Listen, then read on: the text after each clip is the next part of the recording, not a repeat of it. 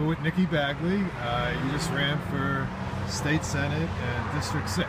I did, And yeah. how do you think you did? Well, I know I did great. I really ran a wonderful campaign. I talked to a lot of voters. I talked about some really important issues, and I'm really proud of what we've done in this district. It's a little nerve-wracking at this point. It's looking like I'm behind, but I was 2 points ahead earlier last night, and so right now we're looking at the early ballots that are left to count. There's 7,000 left to count in Coconino County for this district. And so that's more than the gap between Sylvia Allen and I. So it's unfortunately going to be a nail biter until the end, but no matter what, I'm glad that I ran. I had a wonderful experience. I learned a lot. I met a lot of voters, and I'm committed to serving my community and my state in other ways if I am not elected. Yes, you ran as a Democrat against an incumbent Republican in the state Senate. Was that a wise move? And well, you know, it's a question. You know, I'm a very moderate Democrat, even a conservative Democrat, and a lot of people asked, you know, why didn't you choose to run as a Republican since you cross over on a lot of issues between platforms? And you know, it's just interesting what's happening to the Republican Party in this state.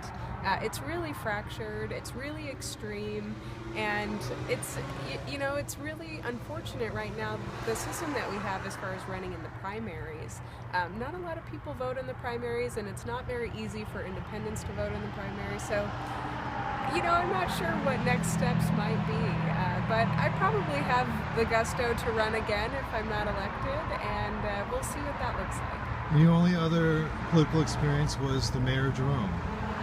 Yeah, so mayor and council member of Jerome, so I served there between the two positions for 3 years, and I am a graduate of the Flynn Brown Civic Leadership Academy, which is really focused on building the bench for legislative office. So they, you know, provided me with a lot of information as far as issues that our state faces, and really inspired me to step up to the plate.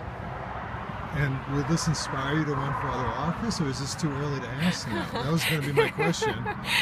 Well, running for office with a full-time job and a toddler was probably the hardest thing that I've ever done.